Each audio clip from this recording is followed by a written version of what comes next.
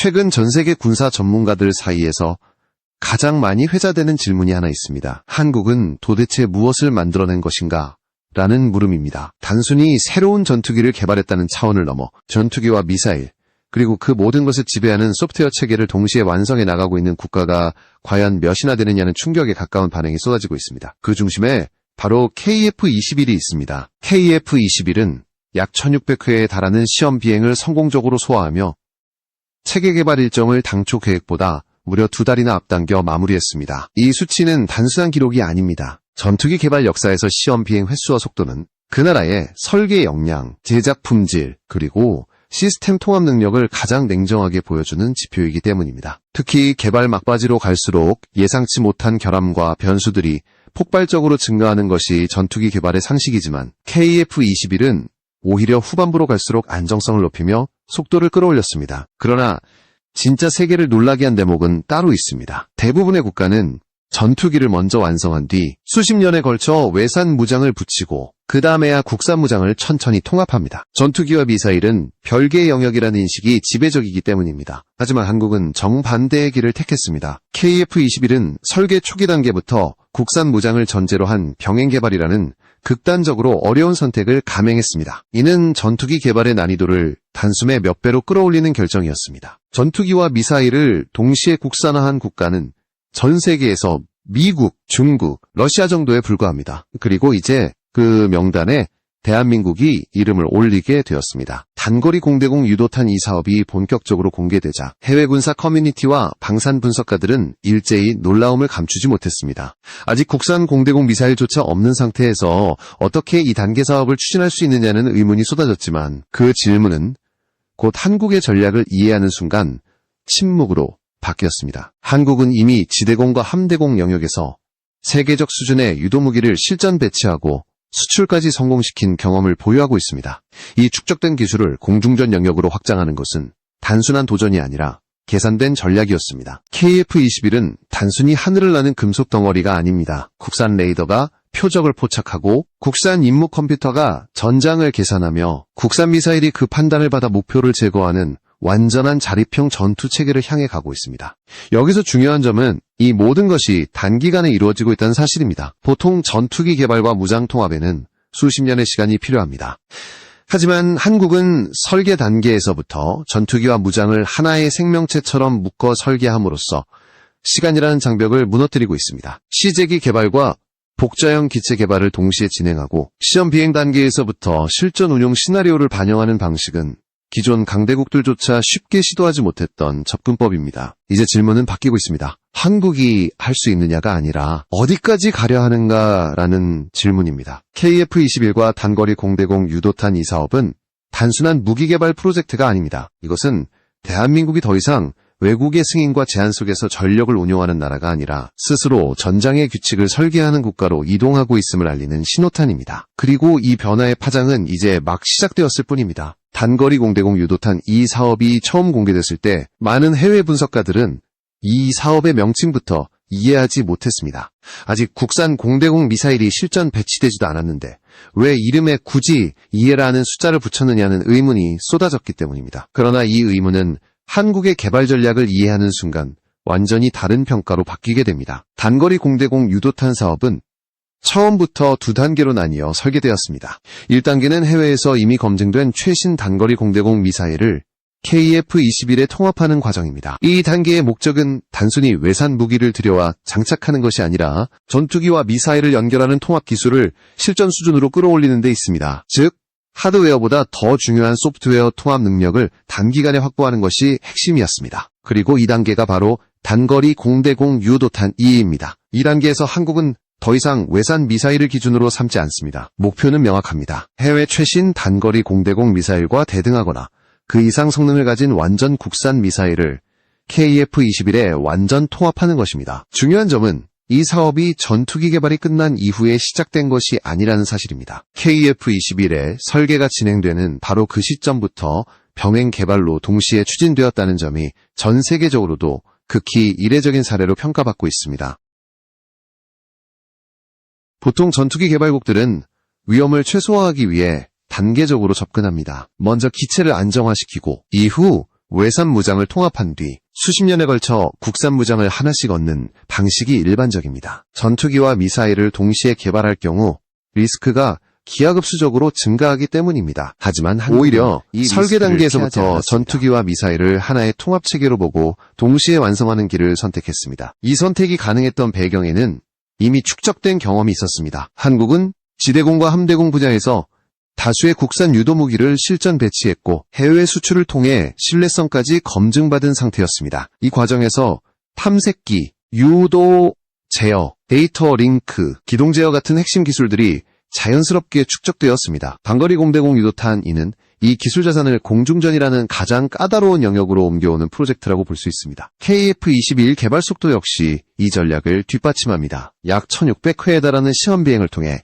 기체 안정성과 비행 특성을 빠르게 확보했고 이 데이터를 바탕으로 무장 통합 시나리오를 조기에 적용할 수 있었습니다. 전투기 개발과 무장 개발이 서로 발목을 잡는 구조가 아니라 오히려 서로의 완성도를 끌어올리는 구조로 작동하고 있는 것입니다. 해외 군사 전문가들이 특히 주목하는 지점은 이 사업이 단순히 미사일 하나를 만드는 프로젝트가 아니라는 점입니다. 단거리 공대공 유도탄2는 KF-21이라는 플랫폼을 중심으로 한국이 독자적인 공중전 생태계를 구축하겠다는 선언에 가깝습니다. 외산 무장의 성능에 의존하는 구조에서 벗어나 전투기와 무장을 스스로 개량하고 진화시킬 수 있는 권한을 확보하겠다는 전략적 선택이기 때문입니다. 이제 단거리 공대공 유도탄2는 하나의 질문을 던집니다. 과연 한국이 얼마나 빠르게 공중전의 주도권을 소프트웨어와 무장 통합 능력으로 장악할 수 있느냐는 것입니다. 그리고 이 질문의 답은 다음 단계에서 더욱 분명하게 드러나게 됩니다. 전투기의 두뇌와 미사일을 잇는 보이지 않는 전쟁, 바로 소프트웨어 통합의 영역에서 말입니다. 현대 공중전의 승패는 더 이상 기체의 최고 속도나 미사일의 사거리만으로 결정되지 않습니다. 진짜 전장은 보이지 않는 영역, 바로 소프트웨어입니다. 전투기의 두뇌인 임무 컴퓨터와 미사일을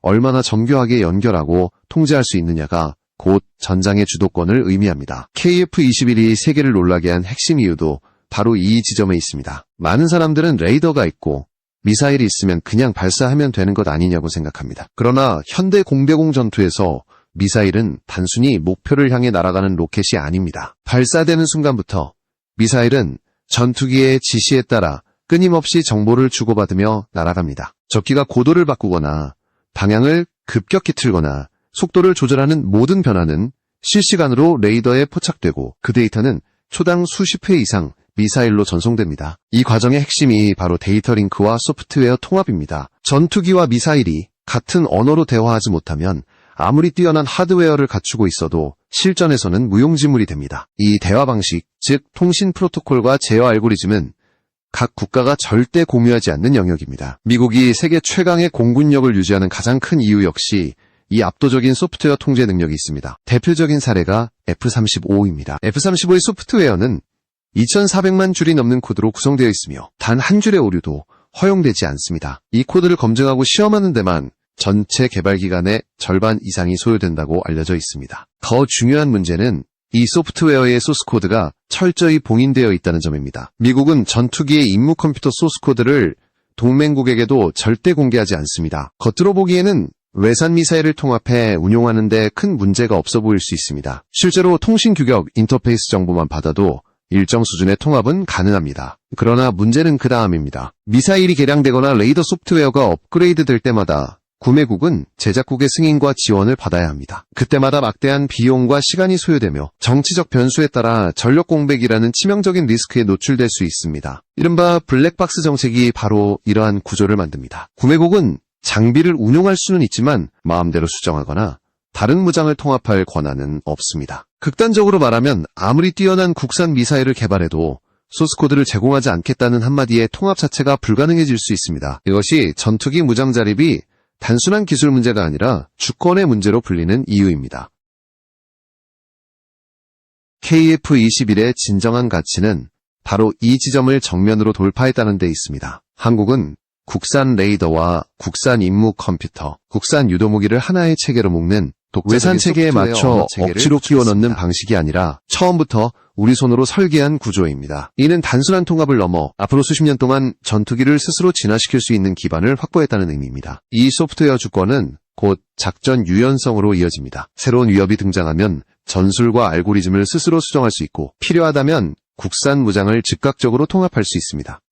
이는 외산 전투기를 운용하는 국가들이 쉽게 가질 수 없는 결정적 차이점입니다. KF-21은 하드웨어의 성능 이전에 보이지 않는 두뇌의 자립을 통해 공중전의 패러다임을 바꾸고 있는 것입니다. 그리고 이 소프트웨어 통합 능력은 곧 국산 단거리 공대공 유도탄 II의 실질적인 힘으로 연결됩니다. 미사일의 성능은 발사 순간이 아니라 발사 이후 얼마만큼 정확하게 전투기의 판단을 따라가느냐에서 갈리기 때문입니다. 이제 다음 단계에서는 한국이 어떤 기술 자산을 결합해 이 미사일을 만들어내고 있는지가 본격적으로 드러나게 됩니다. 국산 단거리 공대공 유도탄 II의 실체를 이해하려면 한국이 어디에서 무엇을 가져왔는지를 보는 것이 아니라 이미 무엇을 검증해왔는지를 먼저 봐야 합니다. 이 미사일은 무에서 유를 만든 결과물이 아닙니다. 한국이 지난 10년간 실전과 수출을 통해 단단히 다져온 유도무기 기술을 공중전에 맞게 재구성한 결과물입니다. 그 핵심 축이 바로 신궁, 해궁, 천궁2로 대표되는 이른바 3궁입니다. 먼저 미사일의 눈에 해당하는